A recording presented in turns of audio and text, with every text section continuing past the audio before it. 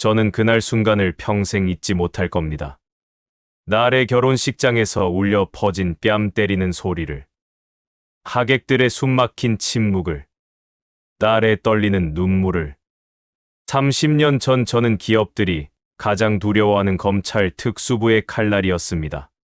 기업 저승사자라는 별명으로 불리며 수많은 재벌들을 무릎 꿇렸죠.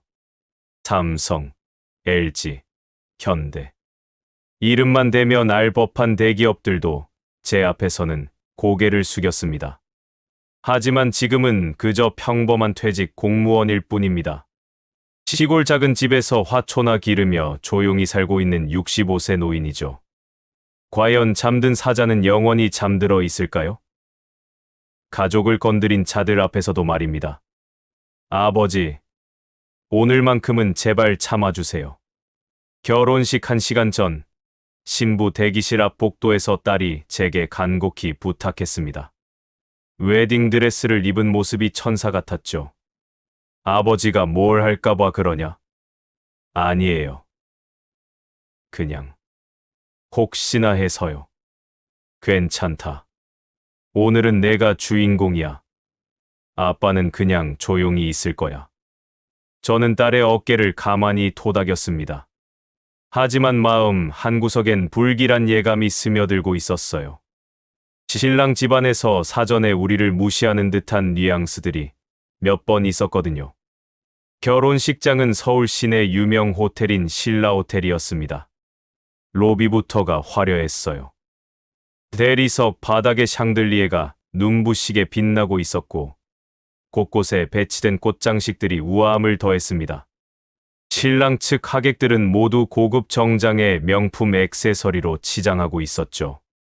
롤렉스, 에르메스, 샤넬. 몸값만 따져도 수천만 원은 좋게 될 차림들이었습니다. 반면 저희 쪽은 소박했습니다. 동네 이웃들, 딸의 대학 동기들, 제 몇 안 되는 지인들이 전부였어요. 정장도 백화점에서 산 기성복이었고 시계도 평범한 것들이었습니다. 저분이 신부 아버지시군요. 그냥 공무원 출신이라던데요. 결혼하기엔 양쪽 집안이 차이가 나도 너무 나는데. 하객들의 수군거림이 귓가에 들려왔습니다. 저는 신경 쓰지 않으려 했어요. 오늘만큼은 딸을 위한 날이니까요. 드디어 입장 시간이 왔습니다. 저는 딸의 손을 잡고 버질로드를 걸었어요. 하얀 드레스를 입은 딸이 그 어느 때보다 아름다웠습니다. 신랑 한지훈이 제단 앞에서 환하게 웃으며 맞아주더군요. 지훈이는 좋은 청년이었습니다. 재벌 2세라는 타이틀이 무색할 정도로 겸손하고 성실했죠. 날과 사귀는 3년 동안 한 번도 거만한 모습을 보인 적이 없었어요. 항상 정중했고 딸을 진심으로 사랑하는 게 느껴졌습니다. 아버지, 오늘 정말 감사합니다. 우리 딸 잘 부탁한다. 네, 평생 소중히 모시겠습니다. 지훈이의 인사는 진심이 담겨 있었습니다. 저는 안심했어요. 적어도 사위는 믿을 만한 사람이니까요. 하지만 문제는 따로 있었습니다. 어머, 이게 신부 측 가족들이에요? 날카롭고 거만한 목소리가 등 뒤에서 들려왔습니다. 돌아보니 50대 중반의 여성이 코웃음을 치고 있더군요. 키가 크고 날씬한 체형에 명품 한복을 입고 있었어요. 목걸이며 귀걸이며 모든 것이 반짝거렸습니다. 신랑 어머니 이화영이었습니다. 이화영은 첫인상부터 차갑고 오만했습니다. 시선부터가 사람을 품평하듯 위아래로 훑어보는 스타일이었어요. 저는 정중하게 인사했습니다. 하지만 이화영의 반응은 무덤덤했습니다. 날이 정중하게 90도로 허리를 굽혀 인사했지만 이화영의 표정은 더욱 굳어졌습니다. 이봐, 솔직히 말할게. 우리 집안이랑 격이 너무 다른 것 같아. 순간 주변이 조용해졌습니다. 하객들이 웅성거리던 소리가 뚝 멈췄어요. 모든 시선이 일제히 이쪽으로 몰렸습니다. 어머니, 무슨 말씀을? 딸이 당황하며 말을 더듬었습니다. 무슨 말이긴. 거성그룹이 어떤 회사인데 이런 집안이랑 사돈을 맺어야 하나 싶어. 이화영의 목소리가 점점 커졌습니다. 주변 하객들이 모두 들을 수 있을 만큼 말이에요. 의도적으로 공개 망신을 주려는 것 같았습니다. 어머니, 그만하세요. 지훈이 급하게 어머니를 말렸지만 이미 늦었습니다. 이화영은 멈출 생각이 없었어요. 지훈아, 넌 몰라. 이런 집안 사람들이 우리한테 뭘 바라겠어. 돈이지, 돈. 목소리가 더욱 커졌습니다. 하객들의 웅성거림도 더욱 거세졌어요. 한심해, 정말. 공무원 월급으로 어떻게 살았겠어?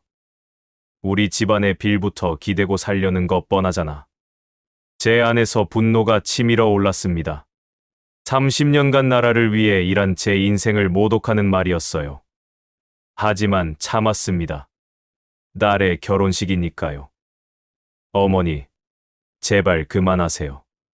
서영이가 그런 사람 아니에요. 지훈이 필사적으로 말렸지만 이화영은 귀를 막고 있었어요. 그때였습니다. 이화영이 한 걸음 더 다가와서 딸을 노려봤어요. 너도 참 뻔뻔하네. 내가 그렇게 말했건만 결국에는 결혼하겠다는 거니? 저희가 뭘 잘못했나요? 딸이 떨리는 목소리로 물었습니다. 뭘 잘못했냐고. 분수를 모르는 게 잘못이지. 그 순간이었습니다. 이화영이 딸의 얼굴을 향해 손을 번쩍 올렸어요. 철썩. 뺨 때리는 소리가 결혼식장 전체에 울려 퍼졌습니다. 마이크까지 잡은 듯 선명하고 날카로웠어요. 딸이 비틀거렸고 하얀 뺨에 빨간 손자국이 선명하게 나타났습니다. 식장 전체가 순간 얼어붙었습니다. 하객들이 숨을 죽이고 지켜봤어요. 누군가 작은 비명소리를 냈습니다. 저는 온몸에 피가 거꾸로 솟구치는 느낌이었습니다. 30년간 억눌러온 검사의 본능이 깨어나는 순간이었어요. 이화영 씨. 제가 한 걸음 다가서자 이화영이 뒤로 물러났습니다. 제 눈빛이 달라진 걸 본능적으로 느낀 모양이었어요. 뭐예요? 지금 무슨 짓이죠? 제 목소리는 낮았지만 무시무시한 기운이 배어 있었습니다. 그때 딸이 제 팔을 붙잡았습니다. 아버지, 안 돼요. 제발. 오늘은 제 결혼식이에요. 딸의 눈에서 눈물이 주르르 흘러내렸습니다. 하지만 꾹 참고 있더군요. 자신 때문에 결혼식이 망가지는 걸 원하지 않는다는 뜻이었어요. 그 모습이 더 마음 아팠습니다. 저는 이화영을 똑바로 쳐다봤습니다. 이화영이 순간 주춤했습니다. 뭔가 본능적인 두려움을 느낀 모양이었어요. 기억해두세요. 이화영 씨. 반드시 대가를 치르게 될 겁니다. 낮고 차분한 목소리였지만 주변 하객들이 모두 들을 수 있었어요. 마치 선고를 내리듯 단호했습니다. 이화영이 비웃었습니다. 대가라니. 당신이 뭔데 나한테 대가를 운운해. 가짠지도 않게. 하지만 저는 이미 결심했습니다. 딸을 위해서라면 제 소중한 가족을 건드린 자들을 용서할 수 없었어요. 결혼식은 그렇게 엉망진창으로 끝났습니다. 하객들은 어수선한 분위기 속에서 자리를 떴고 딸은 눈물을 참으며 웃으려 애썼습니다. 신랑 지훈이 딸에게 사과했습니다. 서영아, 정말 미안해. 어머니가 너무 심했어. 괜찮아요. 오늘은 우리 결혼하는 날이잖아요. 딸의 강한 모습에 마음이 아팠습니다. 이런 모욕을 당하고도 웃으려 하는 딸을 보니 더욱 분노가 치밀었어요. 그날 밤 집에 돌아와서도 잠이 오지 않았습니다. 딸의 빨갛게 달아오른 뺨, 그때의 굴욕적인 순간들이 계속 머릿속을 맴돌았어요. 반드시 대가를 치르게 해주겠다. 저는 중얼거리며 서재로 향했습니다. 30년간 잠들어 있던 검찰 특수부 통 윤정호가 깨어날 시간이었어요. 집으로 돌아온 밤 2시였습니다. 딸과 지훈이는 신혼여행을 위해 공항으로 떠났고 저는 혼자 남겨진 집에서 잠이 오지 않았어요. 거실에서 혼자 위스키 한 잔을 마시며 오늘 있었던 일들을 되새겨봤습니다. 날의 뺨이 빨갛게 달아올랐던 모습, 눈물을 참으며 웃으려 했던 모습, 그리고 이화영의 오만하고 거만한 표정까지. 모든 게 생생했어요. 30년이나 됐는데 저는 중얼거리며 서재로 향했습니다. 맨 안쪽 서랍에는 낡은 서류 가방이 있었어요. 오랜 시간 잠겨있던 가방이었죠. 가방을 꺼내니 먼지가 수북하게 쌓여 있었습니다. 이 가방을 마지막으로 만진 게 언제였는지도 기억이 안 났어요. 아마 퇴직하던 날이었을 겁니다. 먼지를 털어내니 낡은 가죽 냄새가 코끝을 자극했습니다. 오래전의 기억들이 하나씩 떠올랐어요. 새벽까지 사건 자료를 검토하던 날들, 거대한 기업들과 맞서 싸우던 시절들 말입니다. 열쇠를 돌리자 찰칵 소리와 함께 뚜껑이 열렸습니다. 안에는 빽빽한 기록들이 들어 있었어요. 수사 파일, 증거 자료, 참고인 명단들, 그리고 제가 직접 작성한 수많은 메모들까지. 제가 특수부에서 담당했던 모든 사건들의 흔적이었습니다. 삼성 비자금 사건, LG 정치자금 사건, 현대 로비 사건. 하나씩 파일을 꺼내며 읽어봤습니다. 제가 얼마나 많은 대기업들을 상대로 싸웠는지 새삼 깨달았어요. 그때는 정말 무서울 게 없었습니다. 오직 정의만이 저의 신념이었거든요. 거성그룹. 파일들을 뒤지다가 익숙한 이름을 발견했습니다. 분명히 어디선가 본 이름이었어요. 한참을 찾다 보니 20년 전 파일에서 그 이름을 찾아냈습니다. 당시 거성그룹은 지금처럼 큰 회사가 아니었습니다. 중견기업 정도였죠. 하지만 정치권과의 유착 의혹이 있어서 제가 예의주시하고 있던 회사였습니다. 파일을 자세히 보니 당시 상황이 생생하게 되살아났어요. 거성그룹 전 회장이 청와대 관련 인사들에게 거액을 제공했다는 첩보가 있었습니다. 저는 몇 달 동안 그 사건을 추적했었죠. 왜 중단됐었지? 기억을 되짚어보니 당시 갑자기 수사 중단 지시가 내려왔습니다. 상부에서 더 이상 파지 말라는 명령이었어요. 이유는 알려주지 않았습니다. 그냥 다른 사건을 담당하라고만 했죠. 당시 저는 억울했습니다. 막 실마리를 잡았는데 갑자기 손을 떼라니. 하지만 조직의 명령이었기 때문에 어쩔 수 없이 포기할 수밖에 없었어요. 하지만 지금은 다르다. 저는 혼잣말을 하며 파일을 자세히 들여다봤습니다. 20년 전 놓쳤던 단서들, 미완으로 끝난 수사들이 하나씩 보이기 시작했어요. 특히 눈에 띈 건 당시 거성그룹의 자금 담당 이사였던 사람의 진술서였습니다. 그는 비자금 조성과 정치자금 제공에 대해 상세히 증언했었어요. 하지만 갑자기 진술을 번복했죠. 이상하네. 진술서를 자세히 보니 번복한 날짜가 수사 중단 지시가 내려온 날과 같았습니다. 우연의 일치치곤 너무 이상했어요. 휴대폰을 꺼내 오래된 전화번호부를 뒤졌습니다. 최기석 변호사의 번호를 찾았어요. 과거 함께 일했던 동료 검사였는데 지금은 대기업 고문 변호사로 일하고 있었습니다. 시계를 보니 새벽 3시였습니다. 하지만 급한 일이었어요. 기서가, 나야. 형, 이 시간에 웬 전화예요? 기석이의 목소리에 놀라움이 묻어 있었습니다. 거성그룹, 아직도 기억하나? 전화기 너머로 기석이 숨을 들이키는 소리가 들렸습니다. 꽤 오랜 침묵이 이어졌어요. 형, 그건 옛날 일이잖아요. 왜 갑자기? 목소리가 떨리고 있었습니다. 뭔가 알고 있다는 증거였어요. 딸 결혼식에서 거성그룹 회장한테 뺨 맞았어. 뭐요?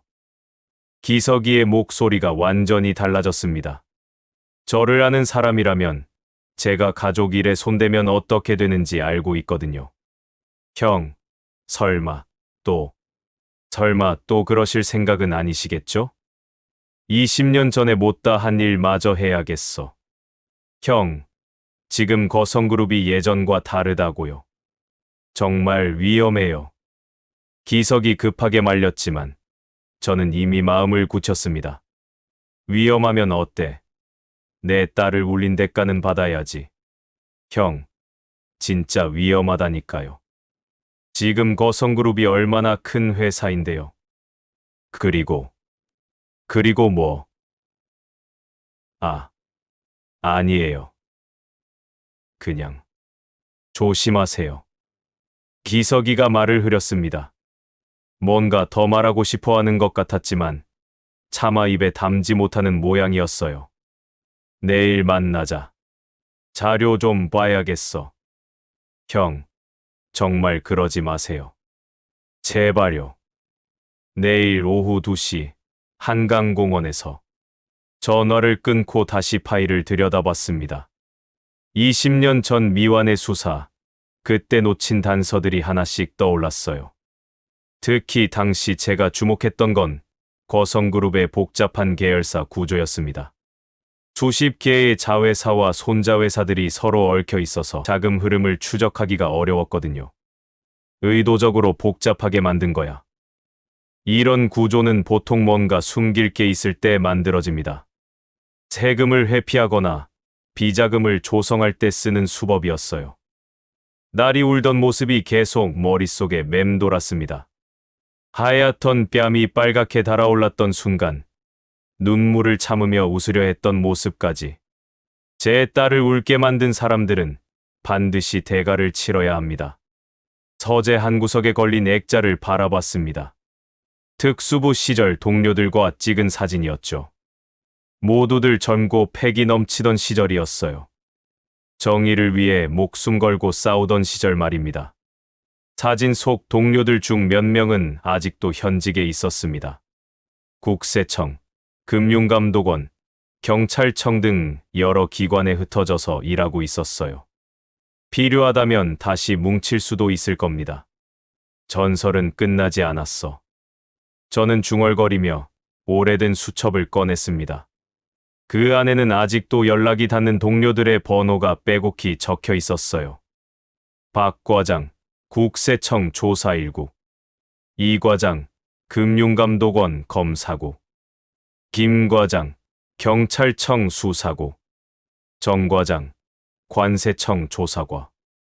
모두들 각자의 자리에서 성실히 일하고 있는 후배들이었습니다. 예전에 함께 일했던 인연으로 지금도 가끔 안부를 주고받는 사이였어요. 밤이 깊어갔지만 저는 잠들 생각이 없었습니다. 오히려 오랜만에 활력이 느껴졌어요. 30년간 잠들어 있던 검찰 수사관의 본능이 깨어나고 있었거든요. 사냥이 시작된 겁니다. 이번엔 개인적인 복수였지만 동시에 정의를 실현하는 일이기도 했어요. 거성그룹 같은 부패한 기업들은 반드시 심판받아야 합니다. 새벽 5시가 되어서야 저는 소파에 누웠습니다. 내일부터 본격적인 수사가 시작될 테니까 체력을 비축해야 했어요. 꿈속에서도 딸의 모습이 나타났습니다. 하지만 이번엔 울고 있는 모습이 아니라 환하게 웃고 있는 모습이었어요. 다음 날 아침 일찍 일어나 인터넷 뉴스를 확인했습니다. 거성그룹 관련 기사들이 여러 개 보였어요.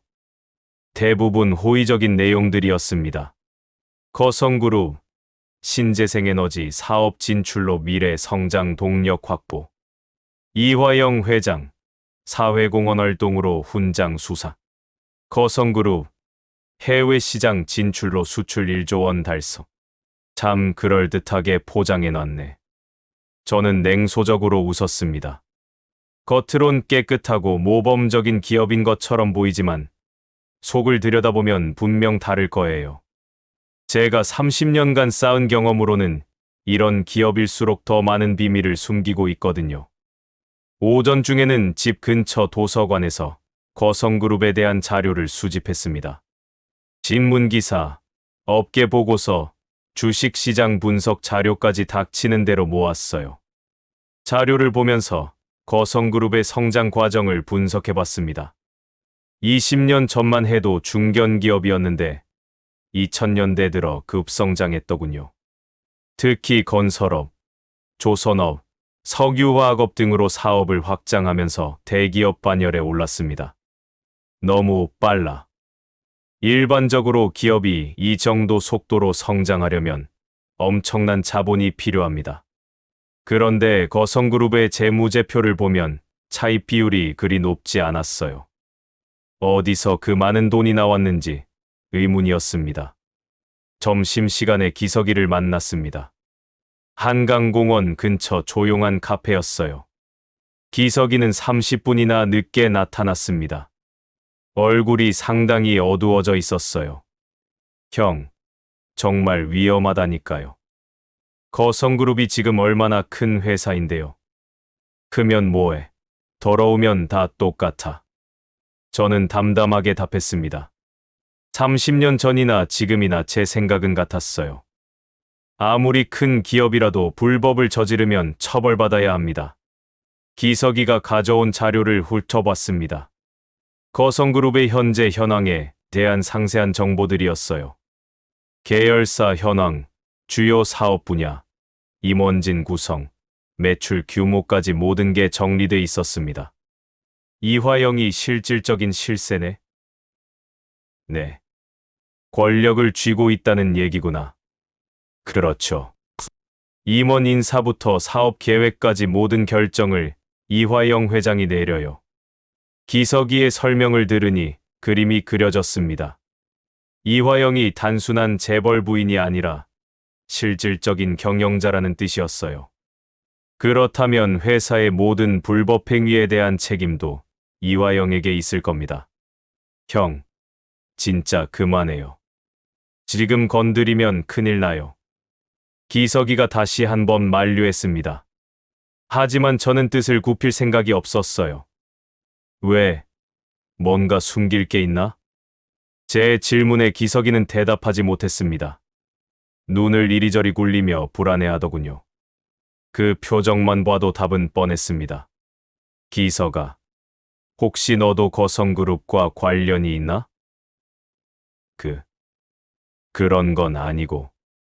정직하게 말해봐. 우리 사이 아니야? 기석이가 한참 망설이더니 입을 열었습니다.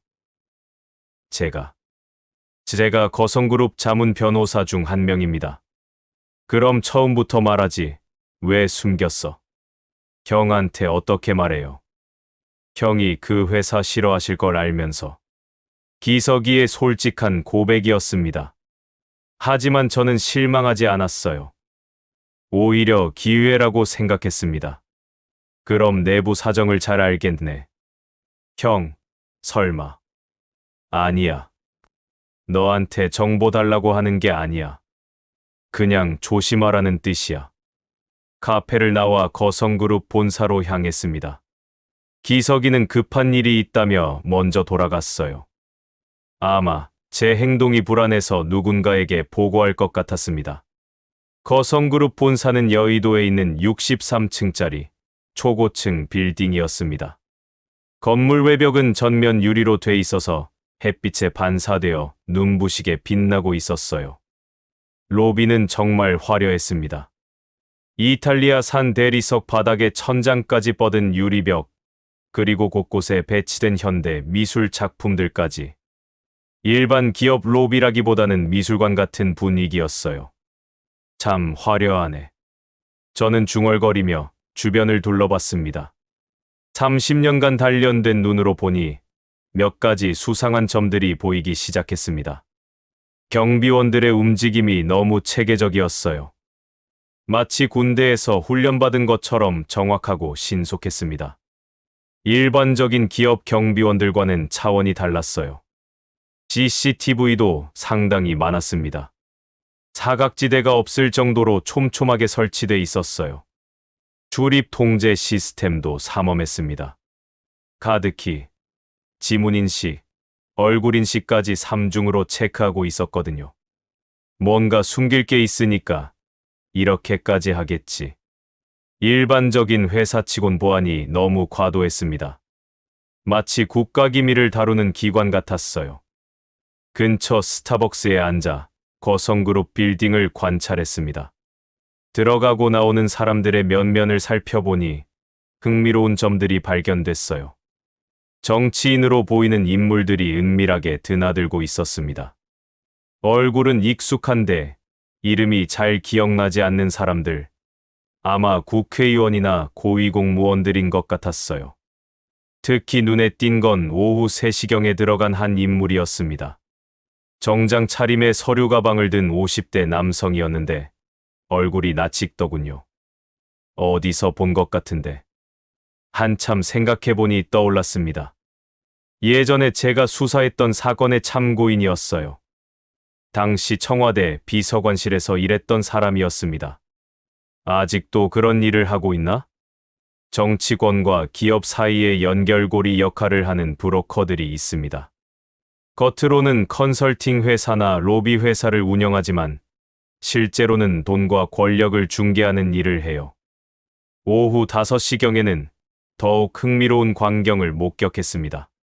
이화영이 탄 롤스로이스가 지하주차장에서 나왔는데 뒤따라 검은색 제네시스 2대가 따라 나왔어요. 경호 차량이었습니다. 이화영의 신변 보호를 위한 것 같았어요. 일반적인 기업인치고는 과도한 경호였습니다. 뭔가 위험을 느끼고 있다는 뜻이야. 차량 행렬을 멀리서 따라가 봤습니다. 강남 청담동의 고급 레스토랑에 들어가더군요. 아마 중요한 만남이 있는 모양이었어요. 저녁 시간까지 기다렸지만 이화영은 나오지 않았습니다. 긴 회식이 있는 것 같았어요. 집에 돌아와서 오늘 수집한 정보들을 정리했습니다. 거성그룹의 현재 상황, 이화영의 권력 구조, 그리고 정치권과의 연결고리까지. 퍼즐 조각들이 하나씩 맞춰지고 있었어요. 딸에게서 문자가 왔습니다. 아버지, 신혼여행 잘 가고 있어요. 걱정 마세요. 짧은 문자였지만 딸의 마음이 느껴졌습니다. 제가 뭔가 일을 꾸밀까봐 걱정하고 있는 거죠. 걱정하지 마, 딸아. 아빠가 다 해결해 줄게. 저는 중얼거리며 내일 계획을 세웠습니다. 본격적인 수사를 위해 동료들에게 연락할 시간이 왔어요. 다음 날 아침, 저는 오래된 주소록을 꺼내 동료들에게 연락을 돌리기 시작했습니다. 가장 먼저 국세청의 박 과장에게 전화를 걸었어요. 박 과장, 윤정호 검사입니다. 윤 검사님, 정말 오랜만이에요. 어떻게 지내세요?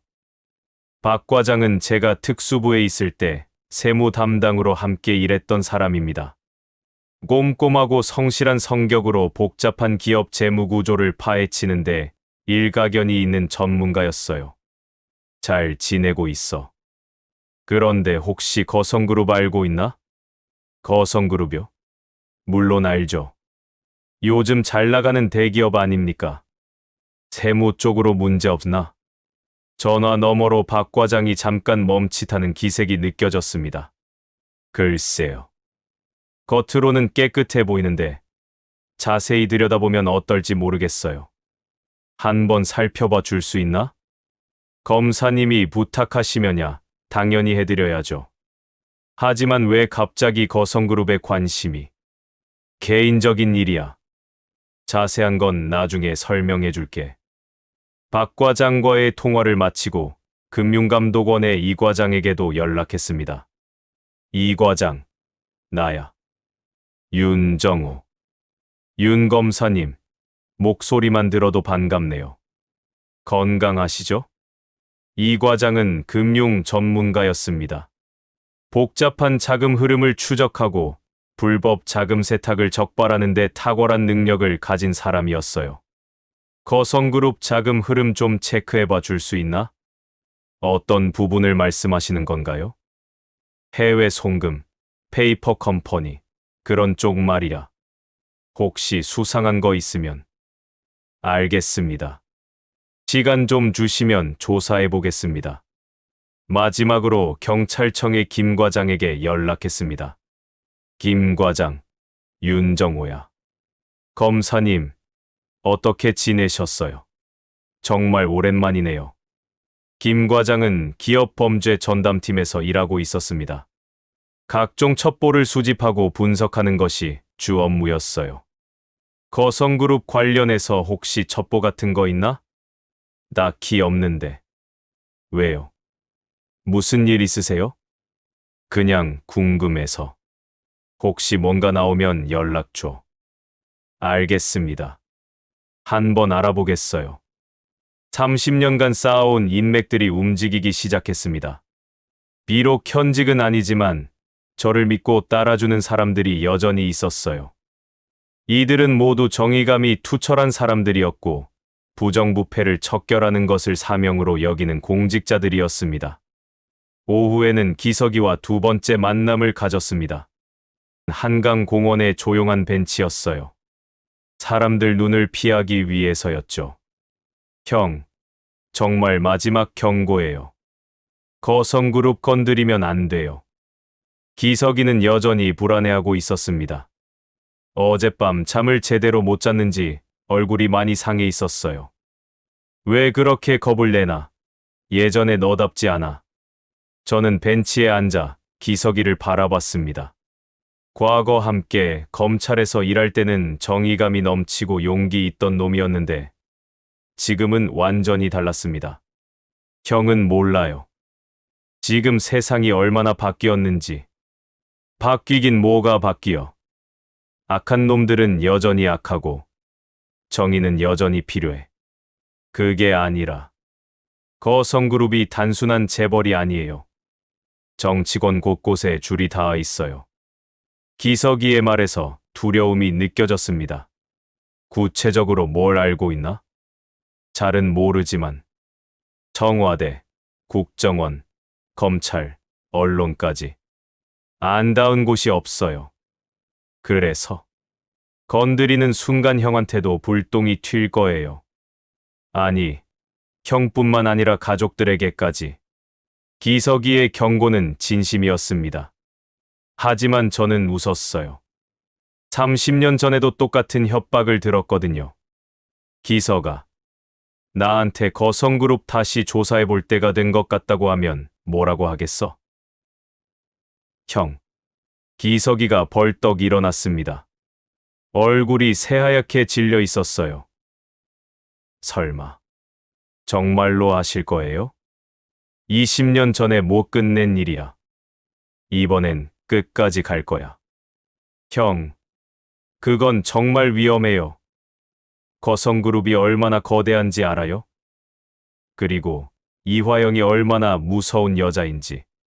기석이가 갑자기 말을 멈췄습니다. 뭔가 더 말하고 싶었지만 차마 입에 담지 못하는 모양이었어요. 이화영이 어떤 여자인데?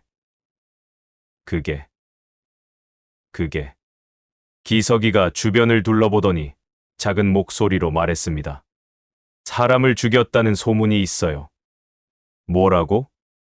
물론 증거는 없어요. 하지만 과거에 이화영을 방해했던 사람들이 모두 의문사했어요. 충격적인 이야기였습니다. 단순한 재벌 부인이 아니라 위험한 인물이라는 뜻이었거든요. 언제부터 그런 소문이? 한 10년 전부터요. 회사 내부 고발자 한 명이 한강에서 시체로 발견됐어요. 자살로 처리됐지만 수상하다는 거지. 네. 그 이후로 거성그룹 내부에서 이화영을 거스르는 사람은 없어요. 기석이의 반응을 보니 더욱 확신이 섰습니다. 거성그룹에 뭔가 큰 비밀이 숨어 있다는 뜻이었거든요. 위험하면 어때? 내 딸을 울린 대가는 치러야지. 저는 일어나 기석이의 어깨를 두드렸습니다. 그때처럼 도와줄 생각은 없나? 형. 저는 이제 변호사예요. 의뢰인들이 있다고요.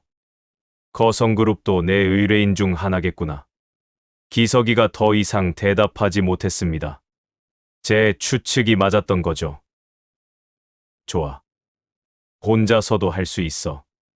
집으로 돌아와 본격적인 준비를 시작했습니다. 먼저 20년 전 거성그룹 수사 자료를 다시 꼼꼼히 검토했어요. 당시 수사에서 가장 중요한 단서는 거성그룹의 비자금 계좌였습니다. 스위스의 한 은행에 거액이 예치돼 있다는 첩보가 있었거든요. 하지만 외교적 문제로 계좌 추적이 중단됐었어요. 지금은 어떨까? 20년이 지난 지금, 국제 공조 수사가 훨씬 쉬워졌습니다. 조세에 비춰 은행들도 예전보다 협조적이고요. 그날 밤 서재에서 작전을 짰습니다. 거성그룹의 약점을 찾아 체계적으로 공략하는 것이 목표였어요. 1단계 세무, 금융, 수사기관을 통한 정보 수집. 2단계 구체적인 불법 행위 증거 확보. 3단계 언론 공개 및 수사기관 신고. 4단계 법적 처벌 및 사회적 응징. 이화영이 제 딸을 모욕한 대가를 반드시 치르게 만들 계획이었습니다. 이제 시작이야. 저는 중얼거리며 오래된 수첩을 폈습니다. 전설의 수사관이 다시 움직이기 시작한 거죠.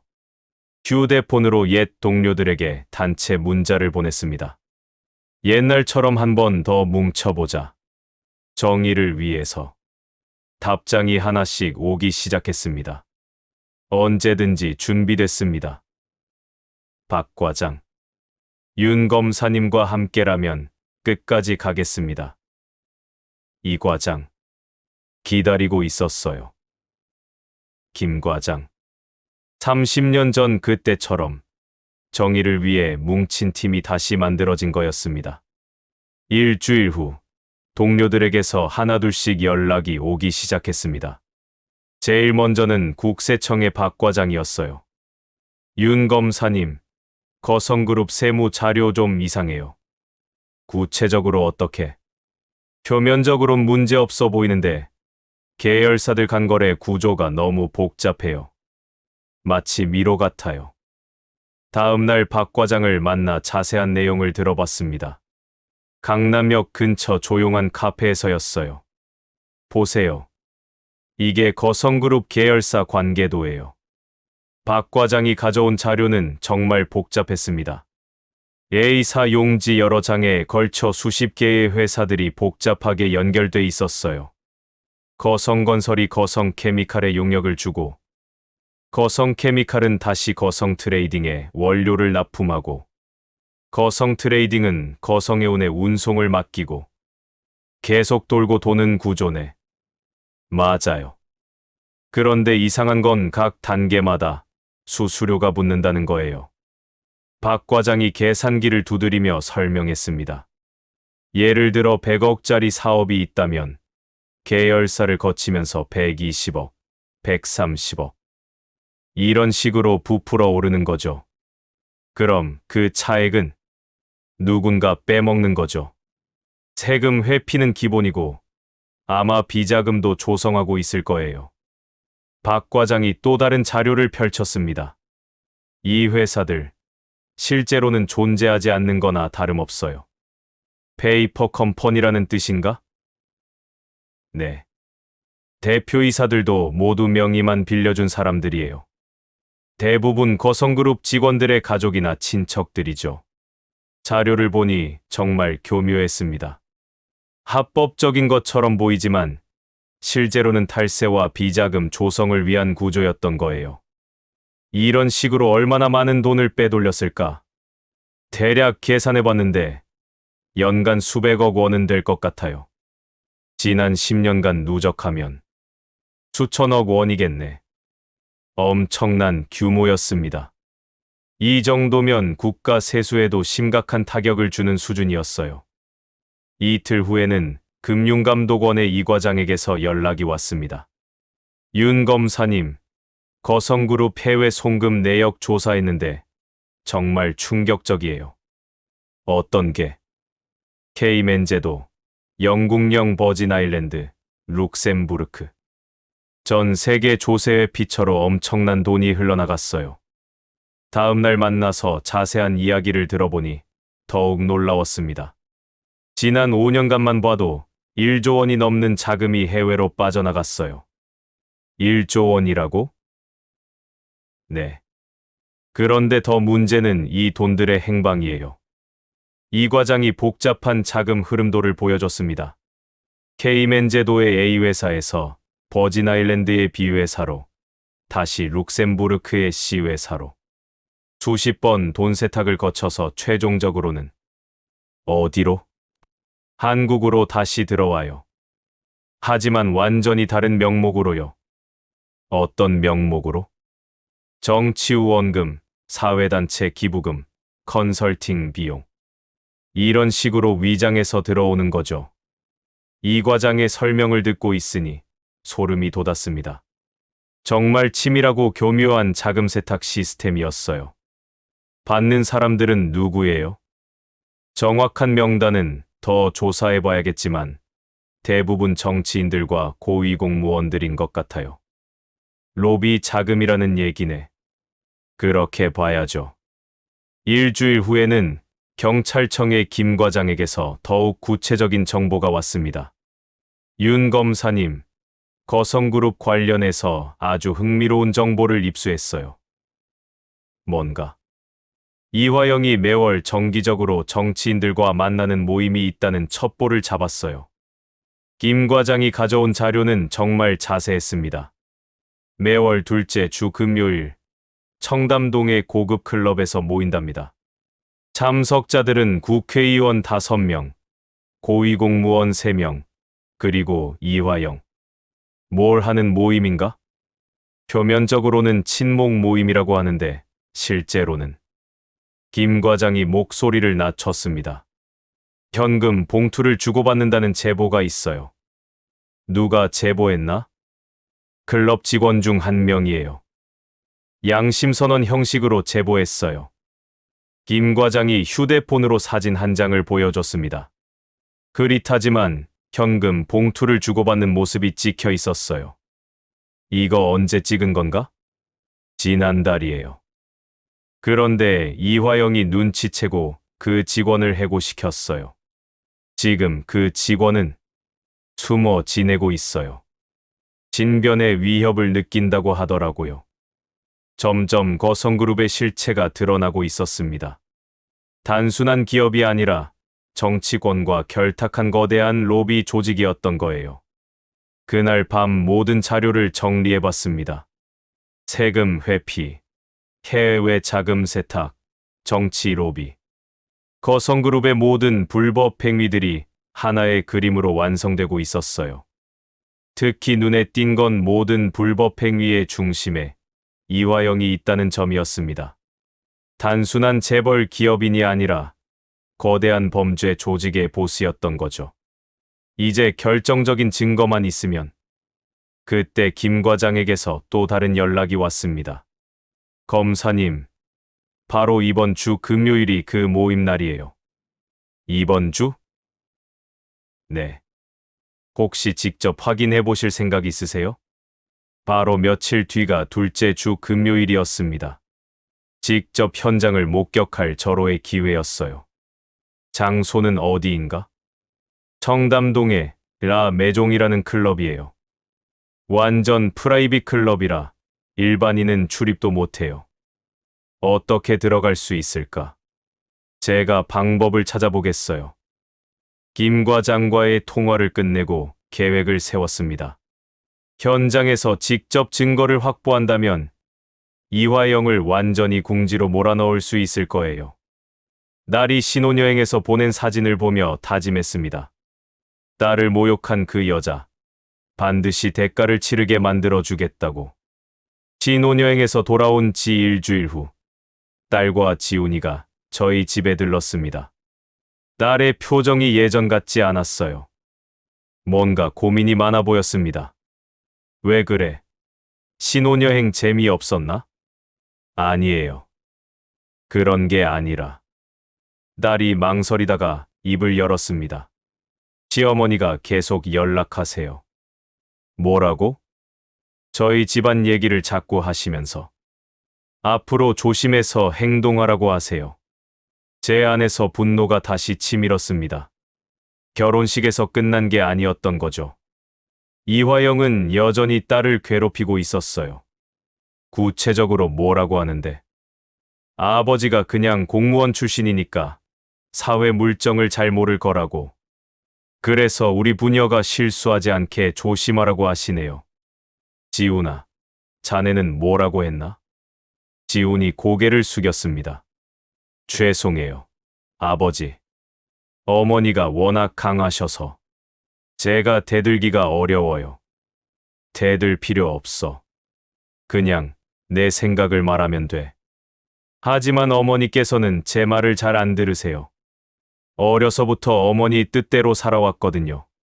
지훈의 말에서 체념이 느껴졌습니다.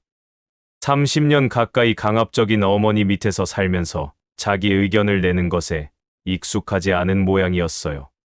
지훈아, 이제 내가 가장이야. 내 가족은 내가 지켜야 해. 네, 알고 있어요. 하지만 그때 지훈의 휴대폰이 울렸습니다. 이화영이었어요.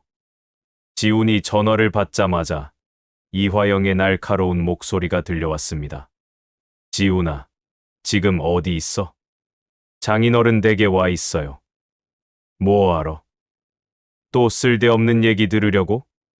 스피커폰은 아니었지만 목소리가 워낙 커서 다 들렸습니다.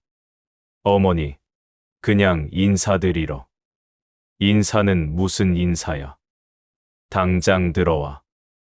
중요한 얘기 있어. 네, 알겠어요. 전화가 끊어지자 지훈의 얼굴이 어두워졌습니다. 가봐야겠어요.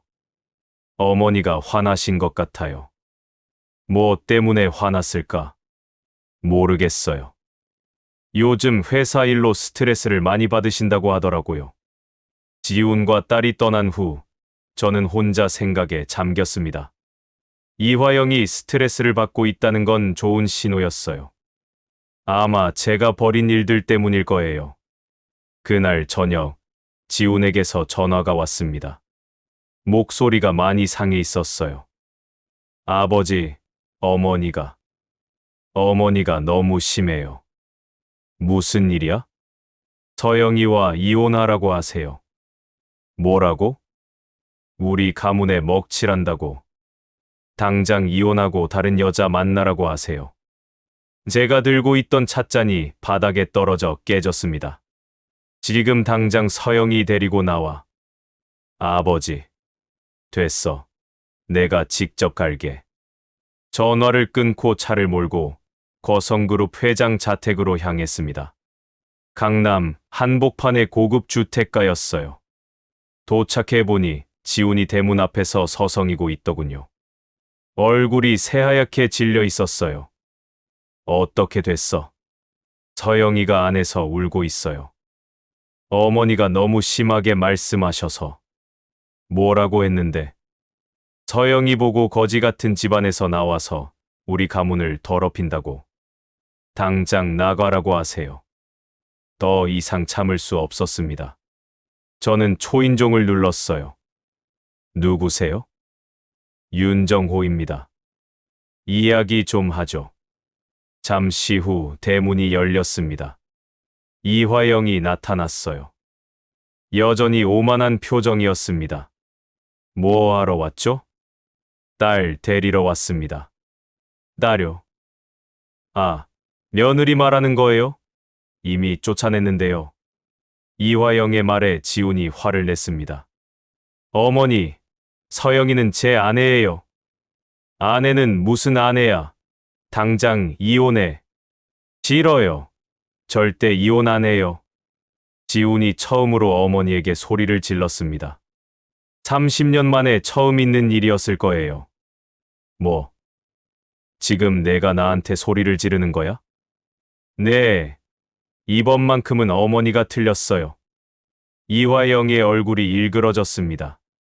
지훈아, 너 정말 미쳤구나.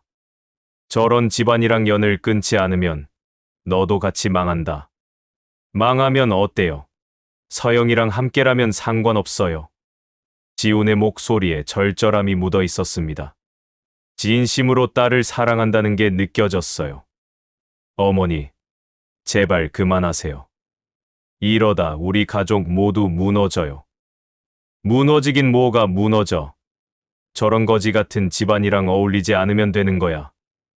이화영이 여전히 고집을 부리고 있을 때 집 안에서 딸이 나왔습니다. 눈이 빨갛게 부어 있었어요. 아버지. 딸이 제게 안기며 울음을 터뜨렸습니다. 괜찮다. 이제 집에 가자. 저는 딸의 등을 토닥이며 이화영을 노려봤습니다. 이화영 씨, 마지막 경고합니다. 더 이상 우리 딸 건드리지 마세요. 경고라니. 당신이 뭔데 나한테 경고를 해? 곧 알게 될 겁니다. 저는 딸과 지훈을 데리고 그 자리를 떠났습니다. 차 안에서 지훈이 사과했어요. 아버지, 정말 죄송해요. 제가 어머니를 말렸어야 했는데 내가 잘못한 게 아니야. 하지만 이제 선택해야 할 때가 왔어. 선택이요. 어머니를 따를 건지 아내를 지킬 건지. 지훈이 한참 고민하더니 입을 열었습니다. 저는 서영이 편이에요. 어머니가 뭐라고 하셔도 서영이를 지키고 싶어요. 그럼 됐어. 용기 있는 선택이야. 날도 지훈의 손을 꽉 잡았습니다. 고마워요, 여보. 힘들었을 텐데. 앞으로 더 힘들 수도 있어. 준비됐나? 지훈이 고개를 끄덕였습니다. 네. 어떤 일이 있어도 서영이를 지키겠어요. 그날 밤, 저는 최종 결심을 했습니다. 이화영에 대한 본격적인 응징이 필요한 시점이었어요. 며칠 후, 김 과장에게서 연락이 왔습니다. 검사님, 이번 주 금요일 모임에 잠입할 방법을 찾았어요. 어떻게? 클럽 청소업체 직원으로 들어갈 수 있어요. 제가 아는 사람이 그 업체를 운영하거든요.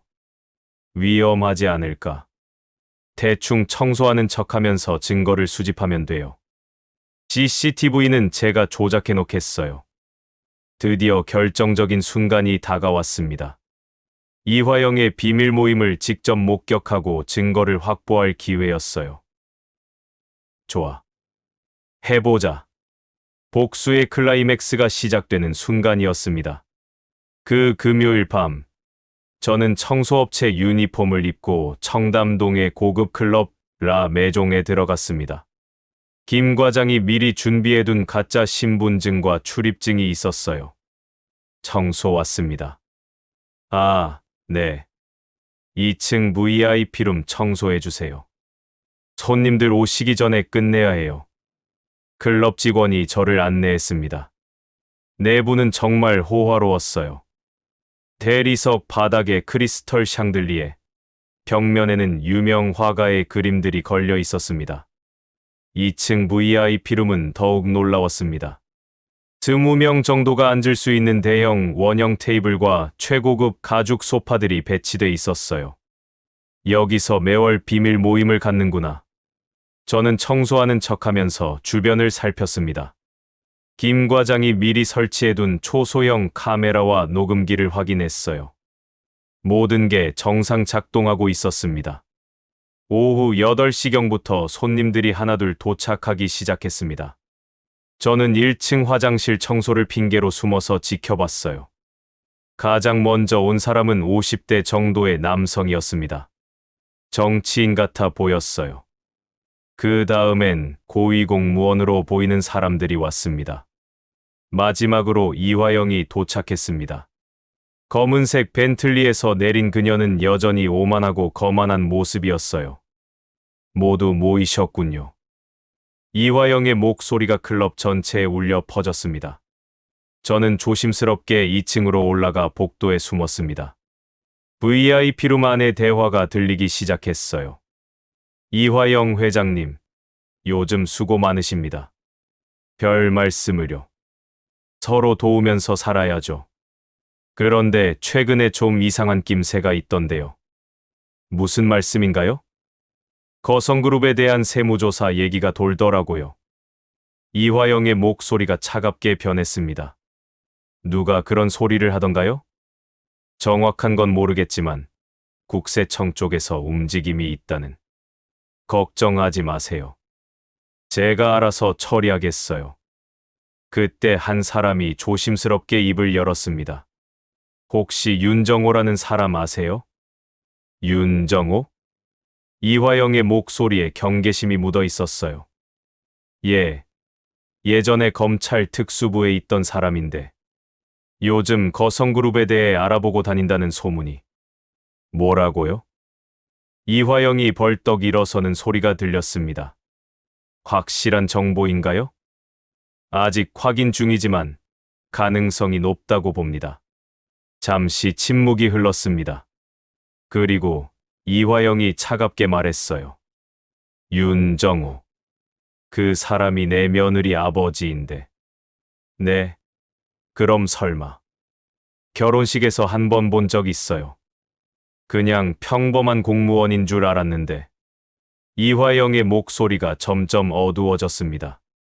특수부 출신이라고요. 그럼 위험하지 않나요? 퇴물 공무원이 위험해봤자지요. 그때 누군가 봉투를 테이블 위에 올려놓는 소리가 들렸습니다. 이번 달 분입니다. 고생하셨어요. 또 다른 봉투들이 테이블을 오갔습니다. 정확히 김 과장이 말했던 대로였어요. 국정감사 시즌이니까 좀 더 조심해야겠네요. 네, 알고 있어요. 거성그룹 관련 질의는 없을 거예요. 그리고 세무조사도 적당히 넘어가도록 하겠어요. 감사합니다. 모든 대화가 녹음되고 있었습니다. 결정적인 증거였어요. 회의가 끝날 무렵 이화영이 마지막으로 말했습니다. 윤정호 문제는 제가 개인적으로 해결하겠어요. 걱정하지 마세요. 어떻게 하실 건가요? 방법은 있어요. 예전에도 비슷한 일이 있었거든요.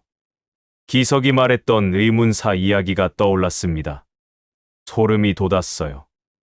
모임이 끝나고 사람들이 하나씩 나가기 시작했을 때 저는 조심스럽게 1층으로 내려왔습니다. 청소를 마무리하는 척하면서 은밀히 빠져나왔어요. 클럽에서 나와 바로 김 과장에게 연락했습니다.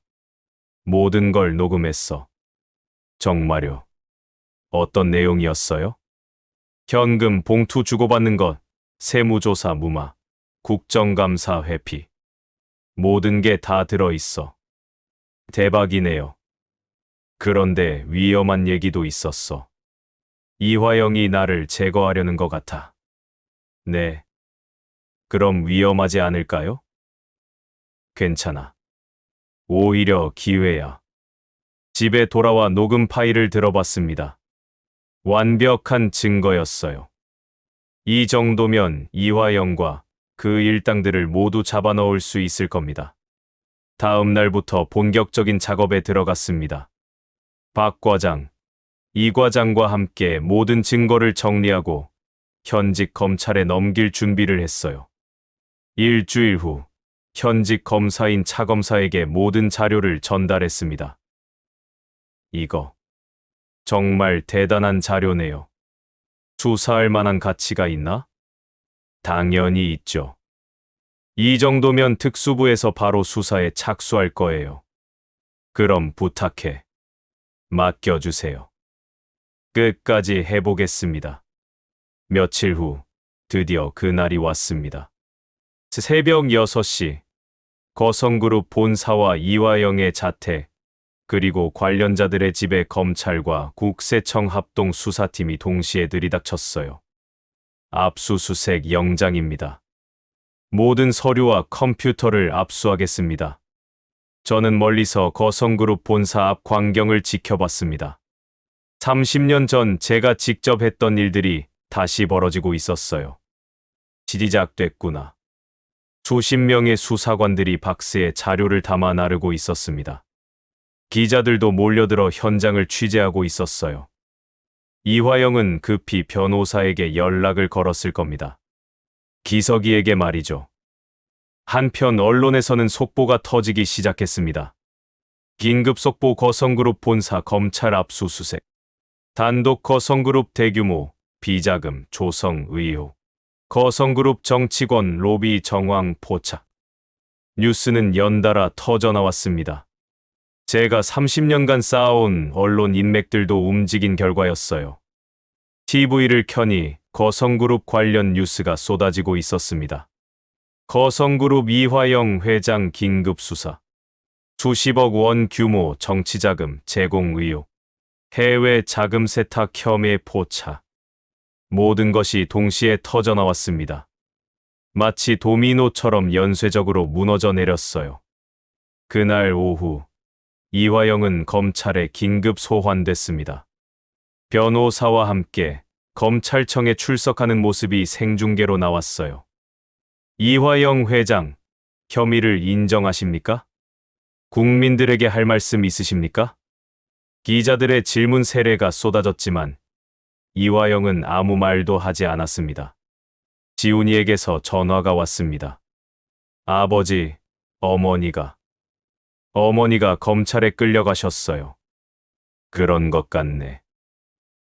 혹시 아버지께서 나는 아무것도 안 했어.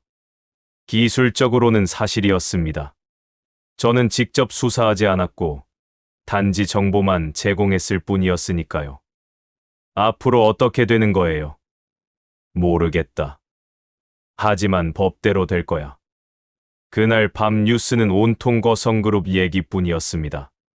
결혼식에서 큰소리치며 딸을 모욕했던 이화영이 이제는 초라한 용의자가 되어 있었어요. 인생 참 아이러니해. 저는 중얼거리며 TV를 껐습니다. 복수의 첫 번째 단계가 완료된 거였어요.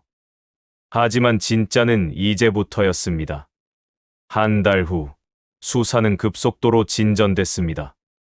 이화영을 비롯해 거성그룹 임원 7명이 구속됐고 관련된 정치인 5명과 고위공무원 3명도 입건됐어요. 특히 이화영의 혐의는 상당히 심각했습니다. 탈세만 해도 300억 원 규모였고 정치자금법 위반은 50억 원에 달했어요.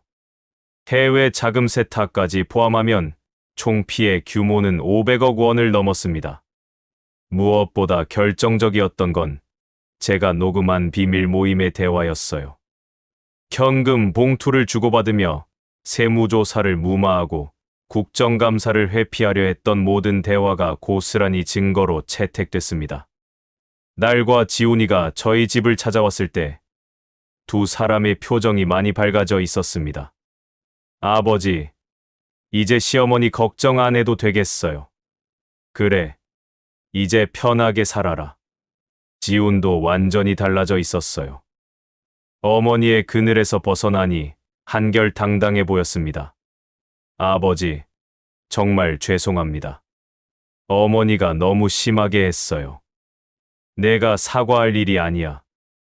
너도 피해자였어. 앞으로는 서영이만 생각하고 살겠어요. 그래야지. 이제 내가 진짜 가장이 된 거야. 한편 거성그룹은 사실상 해체 위기에 몰렸습니다. 주가는 연일 하한가를 치고 있었고 금융기관들은 대출 회수에 나섰어요. 협력업체들도 하나둘 손을 떼기 시작했습니다.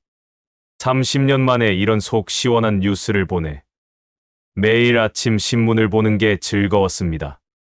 거성그룹 관련 기사들이 연일 일면을 장식했거든요. 거성그룹 부도 위기, 법정관리 신청 검토, 이화영 추가 혐의 발각, 횡령까지 드러나 정치인 5명 모두 구속영장 신청. 2달 후 드디어 이화영의 1심 선고가 있었습니다. 저는 방청석에서 그 순간을 지켜봤어요. 피고인 이화영에게 징역 7년을 선고한다. 판사의 선고를 듣는 순간 이화영의 다리가 휘청거렸습니다. 변호사가 부축해야 할 정도였어요. 또한 추징금 200억 원, 벌금 50억 원을 병과한다. 법정을 나오는 길에 이화영과 마주쳤습니다. 수갑을 찬 채 초라한 모습이었죠. 결혼식 때에 거만하고 오만했던 모습은 온데간데 없었어요. 당신이. 이화영이 저를 알아봤습니다. 눈빛에 분노와 원망이 섞여 있었어요. 당신이 한 짓이군요. 무슨 말씀인지. 저는 담담하게 답했습니다. 진부 아버지, 그냥 퇴직한 공무원이라고 했던. 맞습니다. 퇴직한 공무원이에요. 이화영의 얼굴에 의문이 떠올랐습니다. 하지만 어떻게? 검찰 특수부에서 30년간 일했습니다. 순간 이화영의 얼굴이 파랗게 질렸습니다. 설마, 당신이 그 유명한 기업 저승사자라고 불렸었죠. 이화영이 한 걸음 뒤로 물러났습니다. 그제서야 자신이 누구와 맞서 싸웠는지 깨달은 거였어요. 기억하시나요? 결혼식 날 제가 뭐라고 했는지.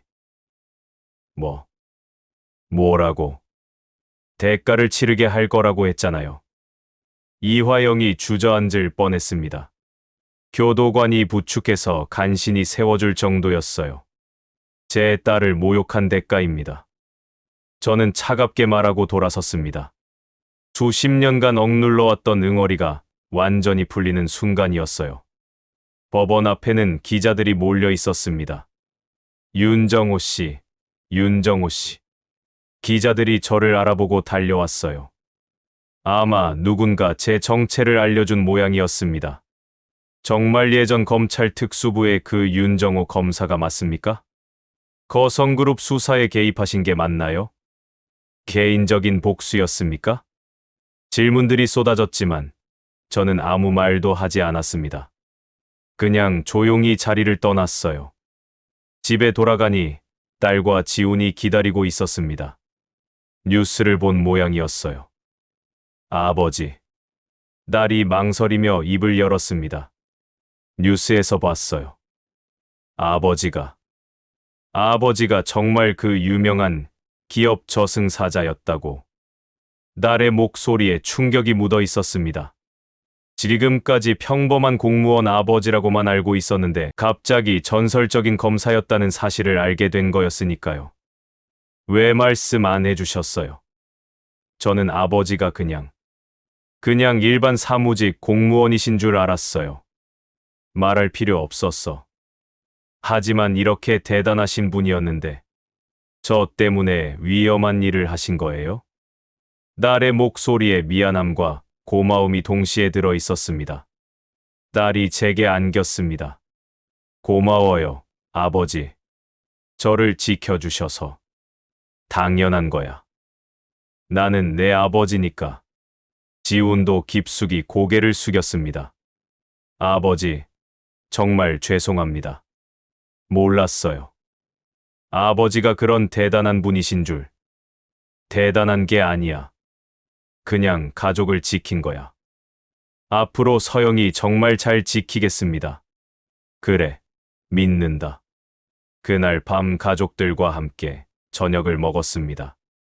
오랜만에 딸의 환한 웃음소리가 집안에 울려 퍼졌어요. 아버지, 오늘 처음으로 마음껏 웃었어요. 딸의 말에 가슴이 뭉클했습니다. 이것이 제가 원했던 거였거든요. 딸의 웃음을 되찾아주는 것. 며칠 후 기석이에게서 연락이 왔습니다. 형, 정말 대단했어요. 완전히 망가뜨렸잖아요. 망가뜨린 게 아니라 잘못을 바로잡은 거야. 역시 형은 예전 그대로네요. 그런데 이제 정말 은퇴하실 거예요? 저는 웃었습니다. 은퇴는 했어. 하지만 가족을 건드리면 언제든 다시 나설 거야. 무시무시하다. 정말. 한 달 후, 거성그룹은 결국 법정 관리에 들어갔습니다. 수십 년간 쌓아올린 제국이 하루아침에 무너진 거였어요. 지훈이는 새로운 직장을 구해서 성실히 일하기 시작했습니다. 재벌 2세의 타이틀을 벗어던지고 평범한 직장인이 된 거죠. 아버지, 이게 더 편해요. 어머니 눈치 보며 살 필요도 없고. 그래, 자유롭게 살아라. 네, 서영이랑 행복하게 살겠어요. 딸도 사법고시에 최종 합격했습니다. 스트레스가 사라지니 공부에 더욱 집중할 수 있었던 모양이에요. 아버지, 저도 아버지처럼 정의를 위해 일하는 검사가 되고 싶어요. 그래라. 아빠가 응원할게. 나쁜 사람들을 혼내주는 검사요. 딸의 당당한 모습을 보니 흐뭇했습니다. 제 피를 받은 게 틀림없었어요. 반년 후 이화영의 항소심도 기각됐습니다. 7년형이 확정된 거죠. 거성그룹과 관련된 정치인들도 모두 실형을 받았어요. 완전한 승리였다. 그날 밤 서재에서 오래된 서류 가방을 다시 정리했습니다. 30년간의 기록들, 그리고 이번에 새로 추가된 거성그룹 사건 파일까지. 이제 됐다. 저는 중얼거리며 가방을 다시 잠궜습니다. 딸이 웃을 수 있으면 그것으로 충분했어요. 다음 날 아침 딸에게서 문자가 왔습니다. 아버지, 오늘 아침에 일어나서 거울을 보는데 정말 오랜만에 환하게 웃고 있더라고요. 이 모든 게 아버지 덕분이에요. 사랑해요. 저는 휴대폰을 내려놓고 창밖을 바라봤습니다. 따뜻한 봄 햇살이 비치고 있었어요. 전설은 끝나지 않습니다. 잠들어 있을 뿐이죠. 가족을 지키기 위해서라면, 소중한 사람들을 위해서라면 언제든 다시 칼을 뽑을 준비가 돼 있습니다. 그리고 무엇보다 딸의 행복한 웃음소리가 집안에 울려 퍼지는 것만으로도 모든 게 가치가 있었죠. 얼마 후 딸과 지훈이 아이를 가졌다는 소식을 들려줬을 때 저는 진심으로 행복했습니다. 할아버지가 돼주세요. 그럼 당연하지. 아이가 태어나면 할아버지 이야기 많이 해줄 거예요. 정의로운 할아버지라고요. 딸의 말에 가슴이 벅찼습니다. 새로운 생명, 새로운 희망이 시작되는 순간이었어요. 그리고 그 아이도 제가 지켜줘야 할 소중한 가족이 될 거였습니다. 전설의 검사 윤정호의 이야기는 이렇게 해피엔딩으로 막을 내렸습니다. 하지만 진짜 이야기는 이제 시작일지도 모르죠. 때로는 조용히 살아가는 평범한 사람 속에 무시무시한 힘이 숨어 있을 수 있습니다. 가족을 사랑하는 마음이 그 힘의 원동력이 되죠. 진정한 강자는 자신을 드러내지 않지만 소중한 사람을 지켜야 할 때는 주저하지 않습니다. 정의는 때로 늦을 수 있지만 결코 사라지지 않습니다. 그리고 가장 따뜻한 복수는 사랑하는 사람의 웃음을 되찾아주는 것입니다. 윤정호의 이야기처럼 우리 모두에게는 지켜야 할 소중한 것들이 있고 그것을 위해서라면 누구든 영웅이 될 수 있습니다. 오늘의 사연 어떻게 보셨나요? 이야기가 마음에 드셨다면 무료인 좋아요와 구독 버튼 부탁드립니다. 알림 설정도 해두시면 새 영상이 올라올 때마다 제일 먼저 시청하실 수 있습니다. 혹시 이 이야기 어디에서 듣고 계신가요? 계신 지역이나 장소를 댓글로 남겨주시면 감사한 마음으로 반갑게 인사드릴게요. 고맙습니다.